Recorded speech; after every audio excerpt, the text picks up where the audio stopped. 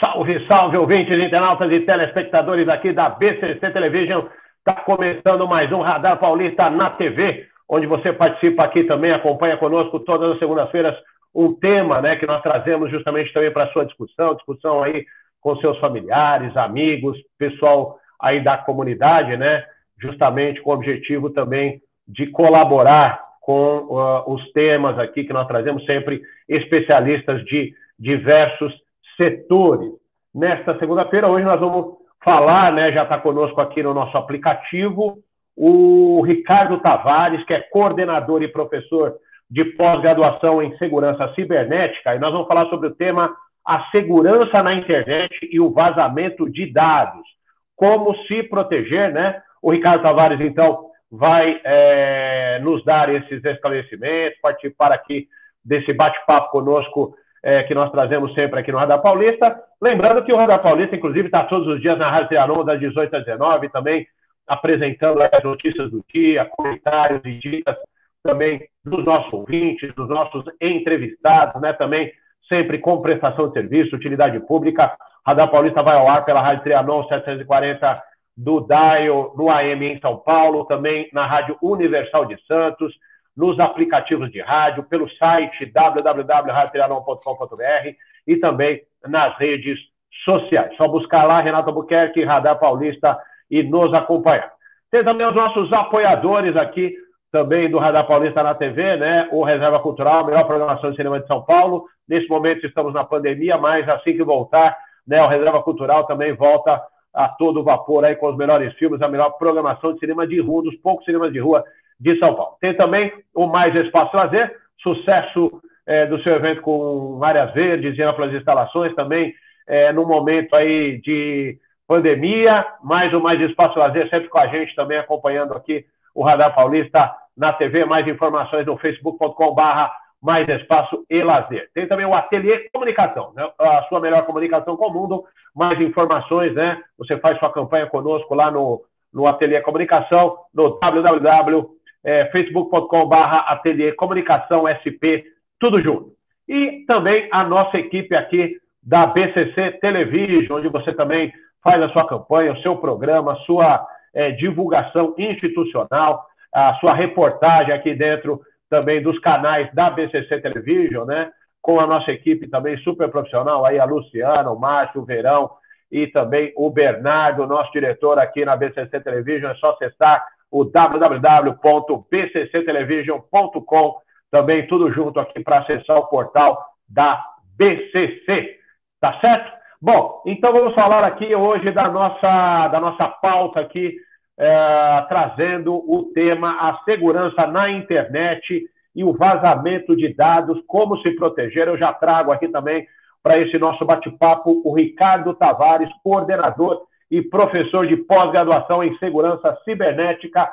Muito boa tarde, muito boa noite, porque o programa também entra à noite pela Rádio Trianon, Ricardo, e obrigado pela sua presença aqui conosco. Eu que agradeço, Renato, é um prazer estar aqui com você e com os ouvintes da Radar Paulista. É um prazer poder compartilhar conhecimento com vocês também. Tá certo.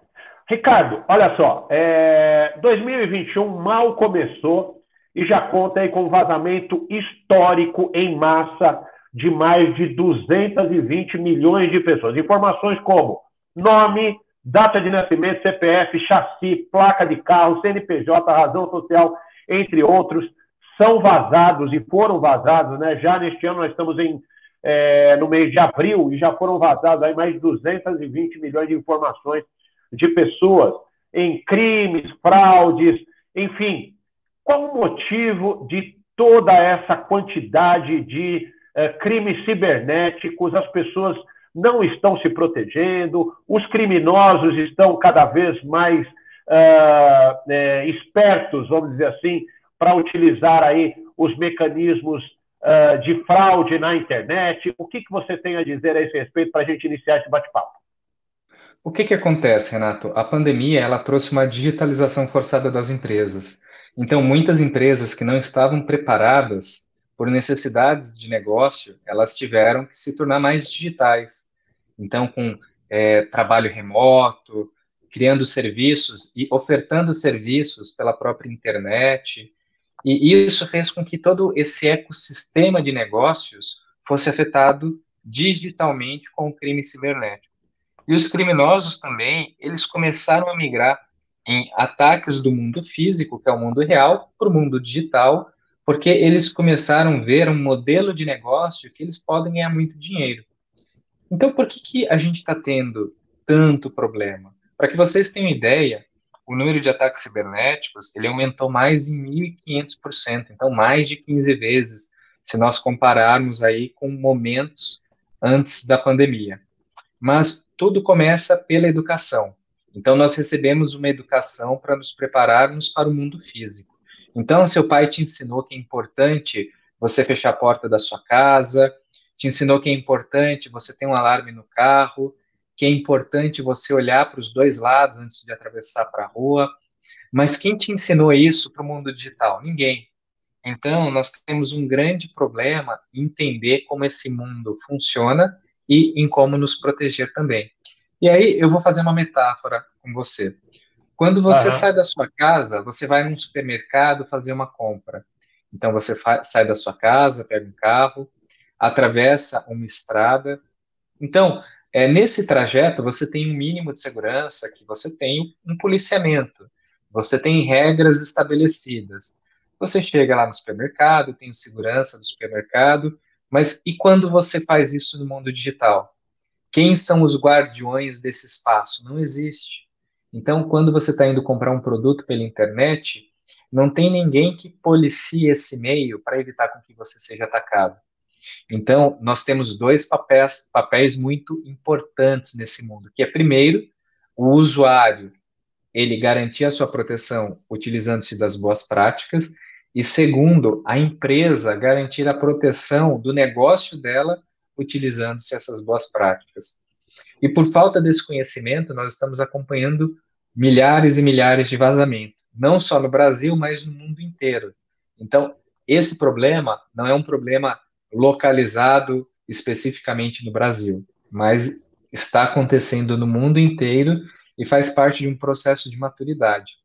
Maturidade no que diz respeito a ter os conhecimentos necessários para se proteger nesse mundo digital, que muitas pessoas separam, olha, o mundo digital é diferente do mundo físico, mas é uma coisa só, porque o que acontece nesse mundo digital vai afetar a sua vida pessoal também. Sem dúvida.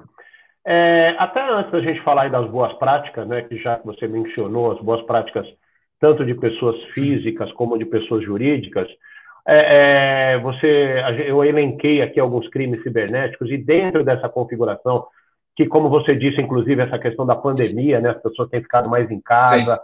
E consequentemente acabam utilizando ainda mais, né, as redes, acabam utilizando mais o computador, a internet, e, de alguma maneira, isso traz uma vulnerabilidade do ponto de vista, como você falou, tecnológico, mas, ao mesmo tempo, afeta diretamente a vida pessoal e profissional dessas pessoas. Mas quais são as maiores vulnerabilidades, inicialmente, podemos dizer assim, Ricardo, na sua opinião, na sua visão aí de profissional do setor? Então, vamos falar um pouquinho sobre as vulnerabilidades nos aspectos de pessoas físicas. Então, são aqueles problemas que podem acontecer e causar danos para nós e para nossa família. O criminoso, ele tem um objetivo. Qual que é o objetivo? Ganhar dinheiro. Então, como que ele consegue ganhar dinheiro?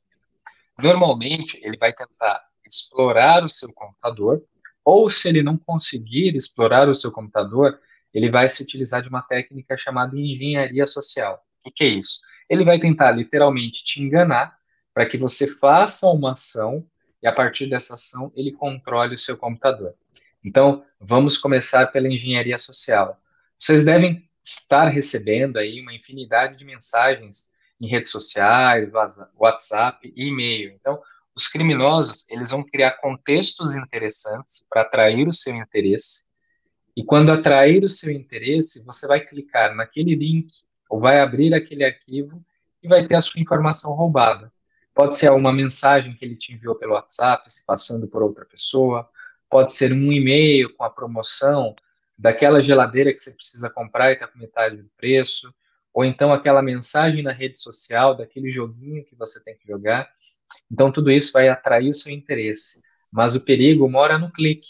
Então, quando você abre um arquivo desconhecido ou um link de um terceiro desconhecido, você pode estar sendo levado para um local no espaço virtual que vai controlar o seu computador. E no momento que o criminoso tem esse controle do seu computador, o que, que ele vai fazer? Ele vai te monitorar para obter informações que sejam valiosas para ele, ou informações de dados sensíveis, suas fotos, inclusive, pode ser que você tenha fotos íntimas e com essas fotos ele te chantageie, ou então contatos, ele pode pegar os seus contatos do WhatsApp e mandar mensagens se passando por você para que ele cometa uma fraude, fale que você está precisando de dinheiro e seus amigos depositem dinheiro em contas falsas, que seriam as contas dos criminosos, ou então até mesmo monitorar o seu internet banking e, a partir disso, fazer o acesso e realizar transferências de forma não autorizada. Outros problemas que acontecem é quando você não tem os seus dispositivos atualizados. Por exemplo, o que mais usamos hoje em dia são os nossos smartphones. Mas, assim como o computador, o seu smartphone vai precisar de um antivírus, vai precisar ter uma atualização de segurança. Quem daqui faz sempre aquelas atualizações que o computador e o smartphone fazem? Se vocês não fizerem, vocês têm grande chance de terem um computador invadido ou já estarem, inclusive, com um software espião monitorando o seu computador e o seu smartphone. E no momento que existe esse controle, aí os criminosos vão fazer uso do seu dispositivo para cometer outros roubos, isto é, o seu computador vai ser usado como ponte para invadir outros computadores e cometer atos ilícitos, ou eles vão roubar informações dos seus computadores. Tá? Parece uma coisa muito louca, olha, nossa, mas como ele consegue fazer isso? Mas os criminosos fazem isso mesmo, e aí isso vai criando uma série de problemas. Imaginem, por exemplo, se você tem fotos íntimas, os criminosos começam a te chantagear, essas fotos vazam na internet, então você vai ter problema aí por alguns anos. Um outro ponto importante que as pessoas precisam entender com relação a esses problemas, ele está muito, muito, muito ligado à questão da comunicação. Como eu digo, o que é exatamente a comunicação, né? Então, você imagina na seguinte situação: eu vou passar um tipo de fraude que os criminosos estão fazendo muito, tá? Por exemplo, a fraude através do WhatsApp. Pensa no seguinte: quais são os 3 modelos de fraudes que os criminosos estão usando? Vamos supor que você está vendendo um produto em um site de e-commerce, e aí você está lá com aquele produto sendo vendido, te ligam em seguida falando, olha, você está vendendo um produto X, eu sou do site que você está vendendo, e essa pessoa vai te confirmar algumas informações. Num determinado momento, ela vai errar propositalmente, vai falar que a cor do carro que você está vendendo, que era branca, era vermelho, você vai falar que está errado, e ela vai falar assim, olha, então vamos fazer o seguinte, eu vou te passar um código, você me fala esse código e eu corrijo. Só que esse código que ela vai te passar é um código de reset da senha do WhatsApp. E quando você devolve esse código para o criminoso, ele rouba o seu WhatsApp.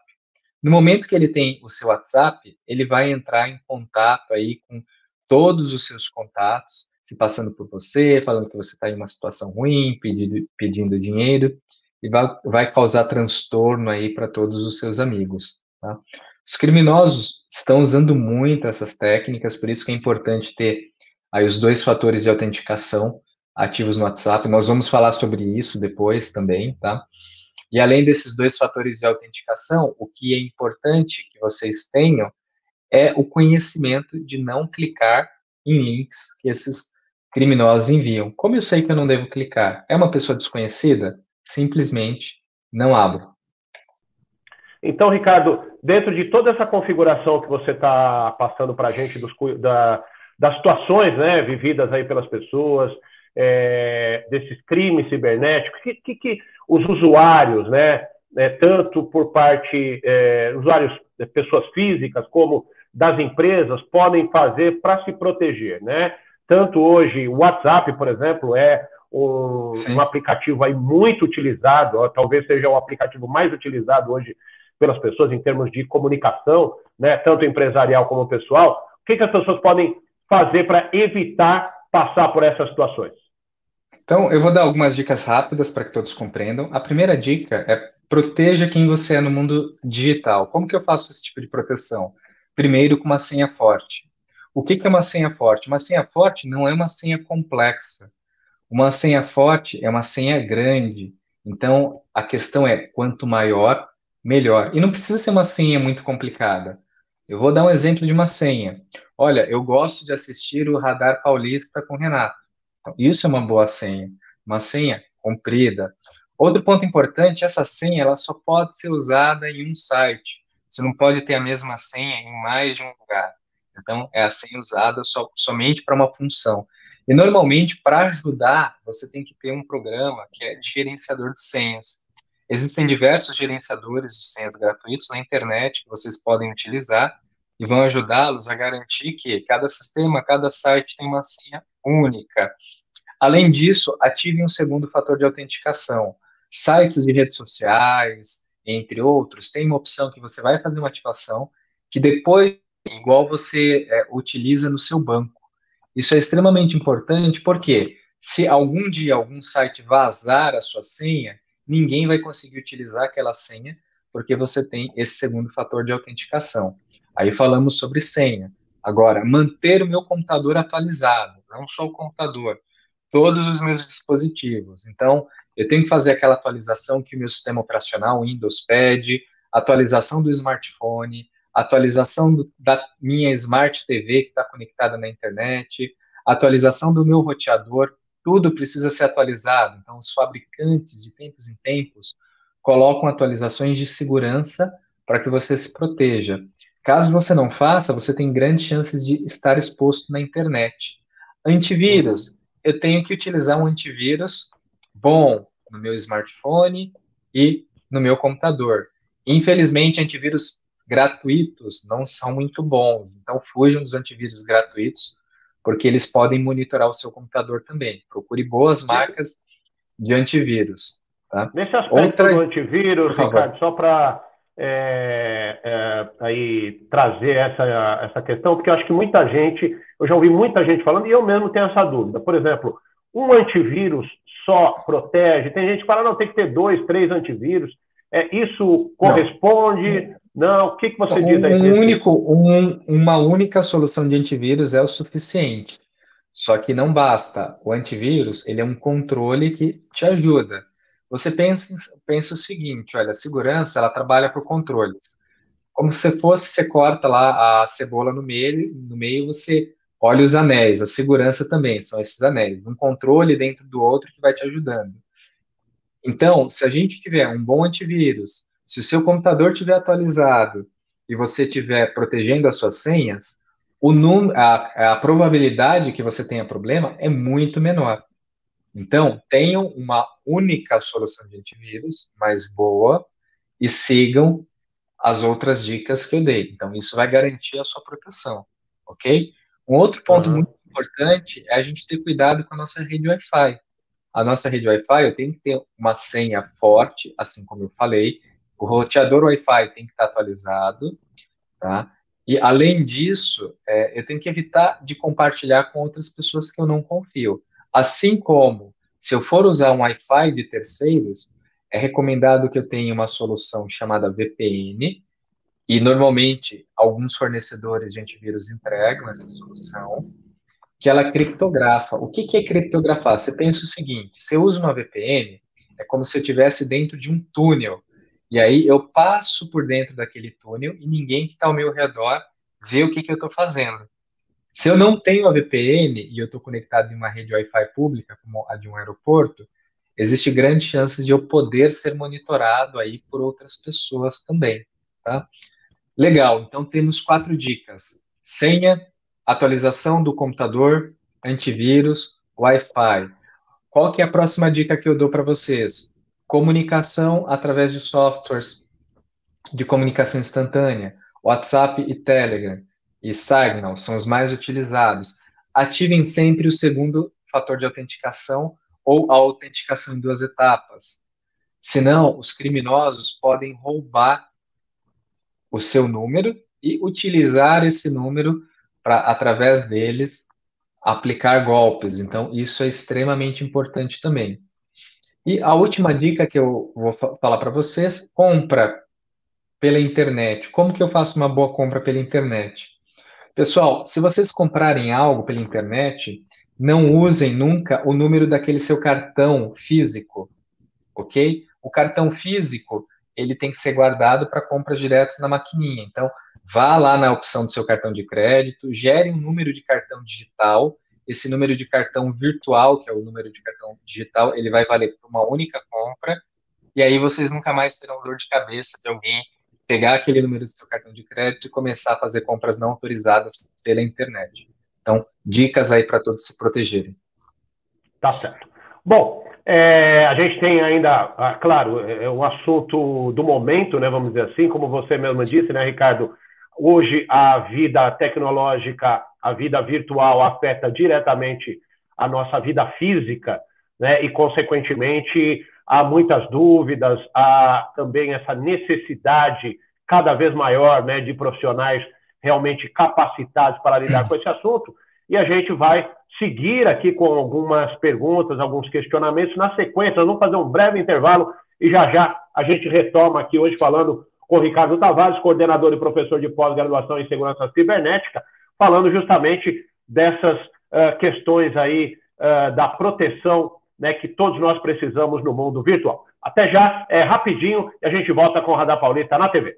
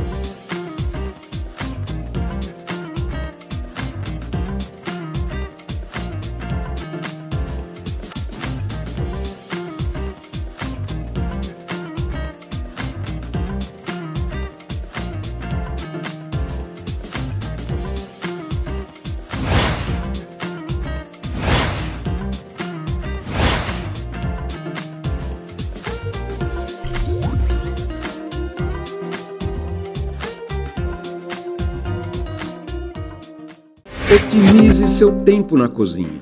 O forno elétrico Lair é um eletrodoméstico prático e eficiente, ocupa pouco espaço e muito bonito. São diversos tamanhos e modelos que deixam seu assado mais uniforme e saudável, com controle de temperatura e fácil de limpar.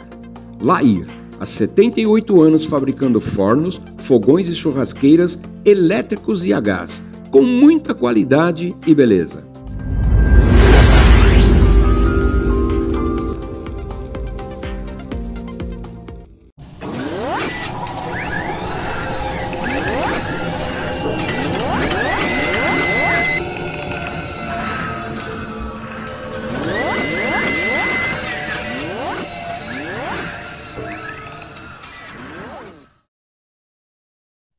estamos de volta aqui com o Radar Paulista na TV, hoje trazendo o tema segurança na internet e o vazamento de dados, como se proteger, ainda mais nesses tempos de pandemia, onde as pessoas estão utilizando ainda mais os seus computadores, as suas redes, né, para fazer essas interações, para se comunicarem no momento em que as pessoas estão ficando mais tempo em suas casas, em seus escritórios, de maneira também a trabalharem de forma remota. O Ricardo Tavares, que é coordenador e professor de pós-graduação em segurança cibernética, está conversando conosco. E, Ricardo, eu tenho uma pergunta aqui, você falou do Wi-Fi, né? E também acredito que seja um questionamento, e eu procuro trazer esse questionamento que abrange aí uma dúvida do maior número de pessoas. O Wi-Fi, né, tanto o público, mesmo como o privado, muitas vezes, particular, às vezes você cede, né? Olha, me ajuda aqui, me dá a sua senha, eu estou precisando da internet aqui para entrar, seja um vizinho, seja um parente e tal, que fica com o seu acesso ali. Essas pessoas, ou mesmo alguém que consegue saber qual é a sua senha e entra pelo Wi-Fi, essa pessoa tem acesso a toda a sua, na medida em que ela acessa essa senha, ela tem acesso a todas as documentações, a tudo que você tem na rede mundial de computadores? Na verdade, se eu tenho a senha do seu Wi-Fi, eu vou ter acesso a todos os dispositivos que estão conectados a ele, por exemplo, o seu computador pessoal, a sua TV, tudo que se conecta ao seu Wi-Fi, eu terei acesso. Não significa que eu consigo acessar as informações dentro do seu computador, mas é um passo para que eu chegue dentro do seu computador e roube as suas informações. Só que tem algo mais perigoso. No momento que você fornece esse acesso, se alguém utilizar esse acesso para cometer algum crime, você vai ser responsabilizado. Como que você vai diferenciar quem fez esse acesso? Imagine-se que você tem uma deficiência na configuração do seu Wi-Fi, um criminoso roubou a sua senha, através do seu acesso, ele comete um crime. Então, o registro desse crime, ele está para o seu endereço IP. Então, você será o responsabilizado, ok? E também com acesso Wi-Fi, como eu falei anteriormente, eu posso até monitorar a sua comunicação. Então, existem técnicas que os criminosos utilizam que vai exatamente monitorar tudo que você faz e capturar informações como dados sensíveis de usuários, senhas, entre outros, que podem te prejudicar muito. Então, evitem compartilhar o acesso de Wi-Fi com terceiros. Uhum. Ricardo, eu vou entrar num outro tema aqui, até num tema espinhoso, vamos dizer assim, que foi justamente um crime, um trágico crime que aconteceu no Rio de Janeiro, né, que a sociedade brasileira toda tem conhecimento, porque, afinal de contas, saiu em tudo quanto é televisão, rádio e tudo mais, na própria internet, né? O caso do garoto Henry, que foi... aí tem... As denúncias que chegam, né, uma suspeita de que, as suspeitas, né, de que o padrasto teria sido o responsável, juntamente com a mãe do menino, enfim, crime escabroso e que assustou todos nós, né? Agora, e por que eu estou trazendo esse tema? Porque dentro da investigação desse crime e para se chegar, inclusive, a essa suspeita cada vez mais significativa do responsável pelo crime, né, que é provável aí a suspeita em cima de um vereador do Rio de Janeiro, que é o padrasto do garoto, foi utilizado um software israelense para recuperar dados. Isso vem sendo utilizado por setores de segurança pública, investigação policial, para se chegar até os responsáveis por crimes tão violentos como esse, né, de 2 adultos, incluindo a participação da mãe e do padrasto, na morte de um garoto de 4 anos de idade. O que você tem para nos passar com relação a essa situação? A utilização desse software é uma garantia de que as autoridades de segurança terão uma ferramenta ainda mais potente para chegar até os criminosos? O que você tem de conhecimento nessa área?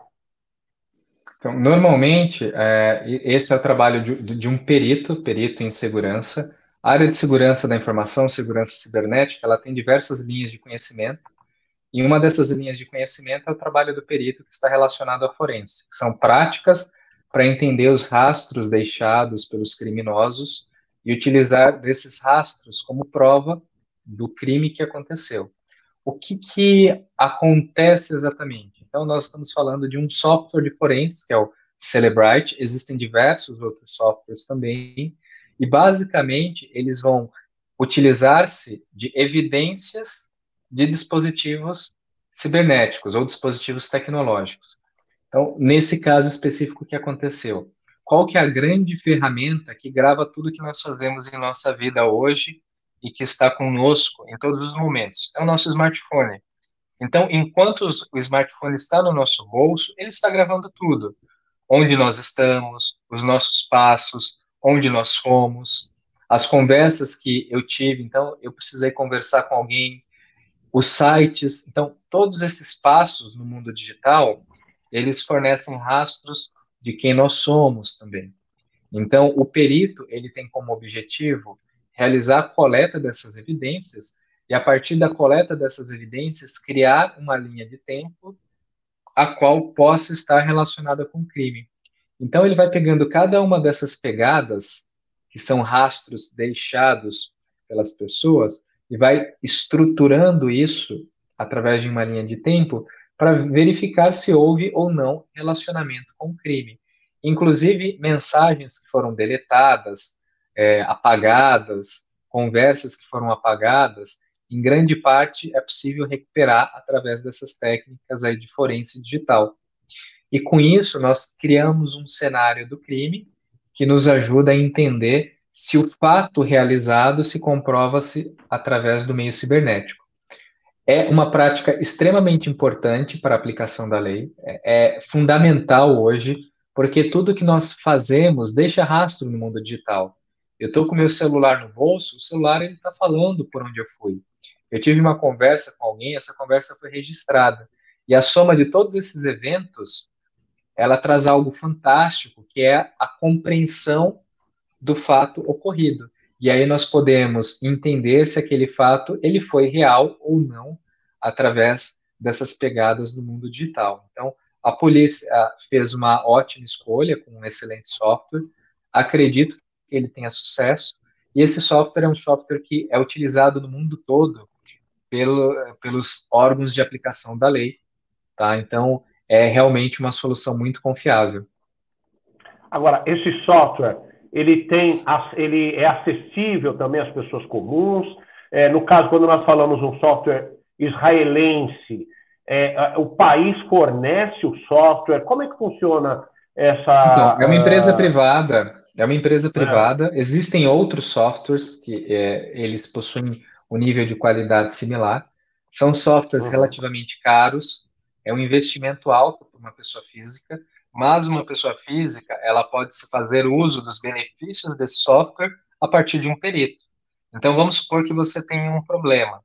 Você pode contratar um perito, e o perito possivelmente pode ter um software igual ou similar, então você vai pagar aquela consultoria do perito.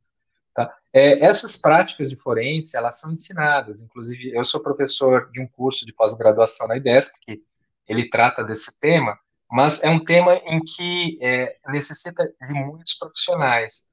Pensa o seguinte, olha, aqui no Brasil existe uma quantidade muito pequena de profissionais com essa capacitação, tanto na aplicação da lei, que são os policiais, civis, militares, federais, quanto no mundo privado. Então, tudo que nós fazemos hoje depende da tecnologia, ele é por meio desse mundo digital. Se nós não compreendermos esses fatos, nós não conseguimos lidar com eles. E o trabalho do perito forense é justamente resolver problemas, crimes, tendo essa visão que acontece no mundo digital. Desde um insulto que você pode ter sofrido através de um Facebook ou WhatsApp. Então, o perito, ele é aquele profissional que vai coletar, preservar as evidências e demonstrar essas evidências de forma válida para que exista a aplicação da lei correta, quanto no mundo privado para resolver desavenças. Por quê? Novamente, tudo que nós fazemos vai deixar as pegadinhas lá nesse espaço digital, e aí o conhecimento do perito vai reunir tudo isso, tá? E vai formar as provas necessárias, né? Então, é um CSI aí moderno, né? Uhum. Tá. Vou fazer uma pergunta aqui aparentemente simples, Ricardo, mas eu acho também que afeta aí todos que estão nos acompanhando nesse momento. Por exemplo, quando eu vou ler um e-mail ou quando eu vou ler uma mensagem num aplicativo, seja o WhatsApp, seja o Facebook, ou o próprio e-mail, né?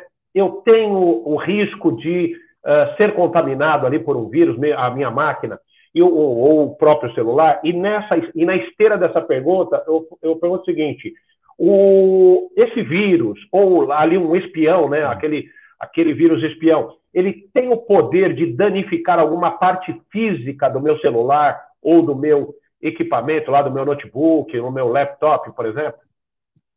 Então, normalmente o fato só de você ler uma mensagem que já está exposta no celular não tem problema, tá? Então, é muito difícil a leitura em si te causar o problema. O problema, ele vem quando você abre aquele link que está nessa página que você precisa ler, ou tem algum arquivo que você precisa abrir. Então, quando você abre esse link ou abre o arquivo, isso pode acionar um programa malicioso que tem como objetivo monitorar, explorar ou danificar o seu celular ou o seu computador, tá? Então, o problema, ele mora no seu clique, no seu dedo, quando o seu dedo aperta para ir para outro link. Qual que é a primeira regra? A primeira regra é nunca abra um link de estranhos, tá? O antivírus, se você tiver um bom antivírus, ele vai resolver a maioria dos problemas, só que nenhum antivírus é 100%, nada em segurança é 100%. A gente sempre reduz o risco por uma probabilidade menor. Então, eu tenho talvez 5%, 1% de chance de acontecer um problema. Então, se eu estou com um antivírus bom, a chance é reduzida. Se meu computador e meu smartphone está atualizado, a chance é mais reduzida. Se eu tenho uma boa senha com 2 fatores de autenticação, então a chance é menor ainda, tá? Mas existe chances de danificar o computador? Sim. E uma outra pergunta que você fez, mas existe chance de danificar fisicamente o meu celular? É muito raro, muito difícil. Existem pouquíssimos vírus, né, que são os artefatos maliciosos, que têm essa capacidade de danificar. Como que ele danificaria? Por exemplo, ele aciona uma função que vai causar um superaquecimento, ou então algo no processador, mas isso é muito raro. Então, eu acredito que menos de 0,01% tem essa probabilidade, mas existem. A melhor forma é se precaver. E aí é seguir aquelas dicas que eu dei lá atrás para que vocês se mantenham seguros e, novamente, desconfiar. Nunca abra algo estranho de uma pessoa que você não conhece. Então, seguindo essas dicas, Renato, eu acho que as pessoas nunca terão problema. Ou se tiverem problema, será um problema muito menor. Tá. Existe também um questionamento aí nesse mercado, né, de tecnologia, e a gente ouve muito também, e eu gostaria até de, já que você está aqui, você é um especialista, e a gente tentar matar essa dúvida das pessoas. Essas empresas de antivírus, né, elas criariam, existe essa dúvida, né, por isso que nós estamos trazendo essa questão, elas criariam os próprios vírus justamente para que os lucros delas aumentassem, porque quanto mais vírus circulando no mercado, as pessoas ficariam mais preocupadas, contratariam mais o serviço dessas empresas e tudo mais. Isso é verdade ou é mentira, de acordo com aquilo que você acompanha? Não, isso não é verdade. Talvez num passado muito remoto, tá? Talvez algumas empresas tivessem essa prática, mas hoje em dia não é mais assim. É muito fácil criar um vírus. Você encontra ferramentas na internet que criam esses vírus de forma automatizada, muito simples. Existe um mercado negro, né? Como se fosse uma linha de produção em que profissionais são contratados para criar esses vírus. E aí esses profissionais contratados para criar esses vírus vendem isso para outras pessoas que fazem infecção, tá? E aí com essa infecção nós temos aí em massa esses problemas. Tá. Com relação aos navegadores... Pois não, pode falar, pode continuar. Não, assim, o grande problema desse mercado é que as coisas, para fazer o mal, se tornaram muito fáceis. Então, hoje em dia, uma pessoa sem muito conhecimento consegue criar um vírus, porque existem programas que são alugados para isso. Então, a segurança do mal se tornou um serviço. Eu compro um serviço já que me fornece um vírus, e com esse serviço eu consigo infectar outros ambientes. Uhum. Com relação aos navegadores, Ricardo, normalmente, né, claro, a gente está fazendo pesquisa na internet, entra num site aqui, entra num site ali, e cada um usa o seu navegador, dentro aí de algumas condições de segurança. Quais são as dicas que você dá para as pessoas utilizarem? Tem aquele navegador que é mais seguro, na sua opinião? Não, E o que as na pessoas devem se verdade, precaver? todos os Bueno. navegadores, eles têm os seus prós e contras, tá? Com relação à segurança, o fato que não muda é que o antivírus é que vai te ajudar. Então, se você está em um navegador e você faz o download de um arquivo malicioso, quem que vai te ajudar é o antivírus, não é o navegador. O navegador pode ter algumas características de segurança, mas as regras são as mesmas. Olha, eu não vou abrir um site malicioso, eu não vou clicar em link malicioso. E algumas soluções de antivírus, elas conseguem entender por onde você está navegando, e aí, a partir disso, te dá um norte de se o site é seguro ou não. Então, ele vai te falar, ó, você está indo para um site malicioso, etc, etc, etc. Entendeu? Então, e isso daí vai te ajudar a você ter o caminho mais seguro durante a sua navegação. Uhum. Aquela chamada quarentena dos programas de segurança, né? Quando Aham. ela própria faz aquela varredura e tal. Aquilo é realmente seguro? Dá, Então, a quarentena é quando às vezes o antivírus não tem muita certeza, né? Então ele falou assim: poxa, tem algo estranho aqui. Deixa eu colocar em certo. quarentena para que você consiga ver se realmente é algo importante para que a gente possa remover, tá? Olha, o que eu tenho que entender é o seguinte: o mundo digital está se tornando até mais complexo pela velocidade das coisas. A segurança, ela evoluiu muito, mas o principal problema é o sistema operacional humano.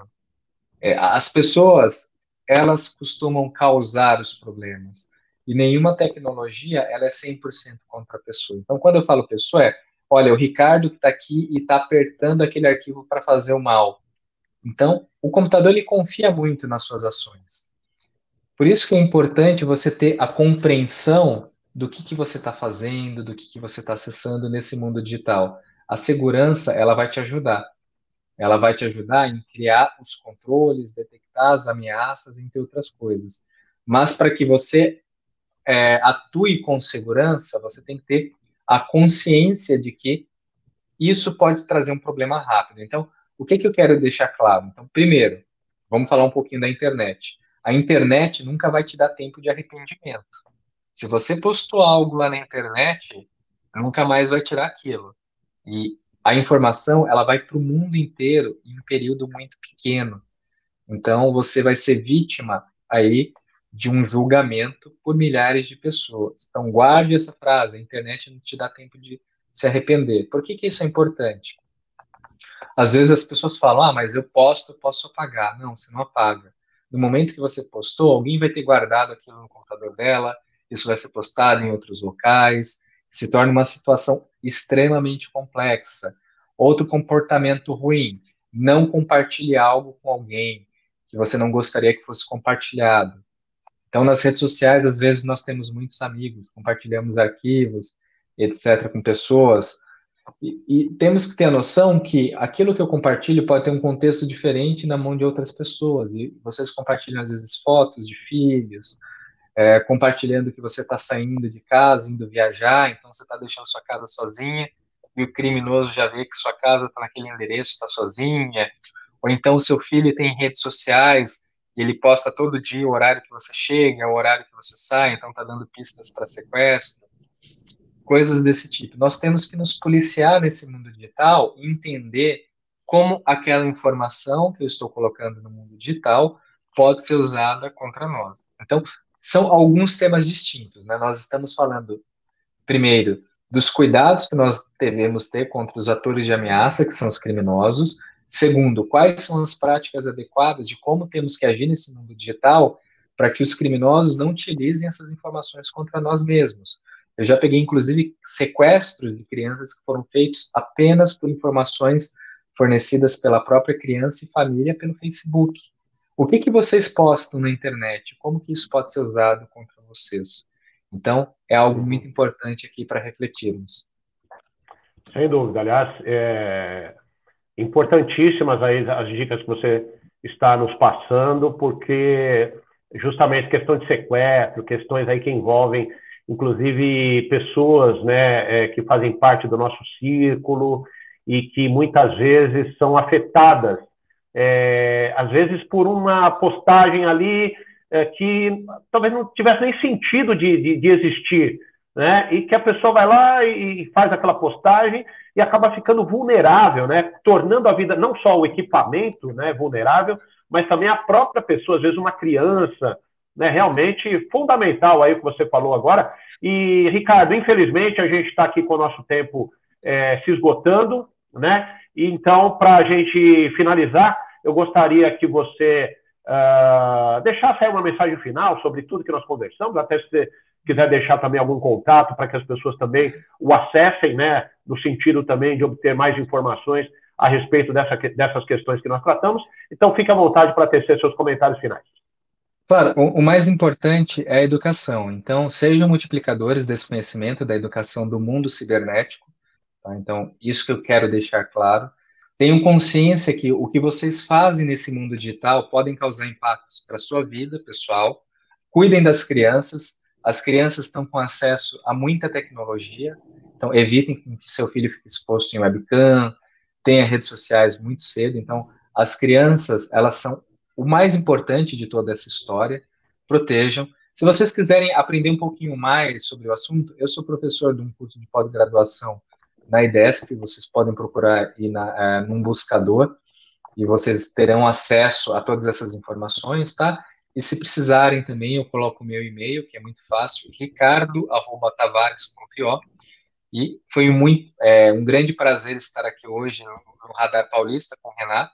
Espero voltar aí para falar sobre o tema, é um tema que eu gosto muito e desejo a todos uma excelente semana. Muito obrigado, Renato, pela oportunidade. Ricardo, a gente que agradece, sem dúvida nenhuma, e como você mesmo disse, nós falamos aqui durante essa nossa entrevista, que hoje, muitas vezes, a gente vive mais conectado, né? A gente vive mais dentro do celular ou dentro de um computador do que no nosso contato físico com outras pessoas. Então, os cuidados são cada vez maiores, a gente precisa ficar muito atento a tudo isso que você trouxe aqui como observação, e eu tenho certeza que o nosso ouvinte, internautas e telespectadores gostaram demais dos esclarecimentos, e fica aqui o convite, claro, quando nós tratarmos novamente de pautas com essa temática, para que você venha também nos ajudar a entender, tá certo?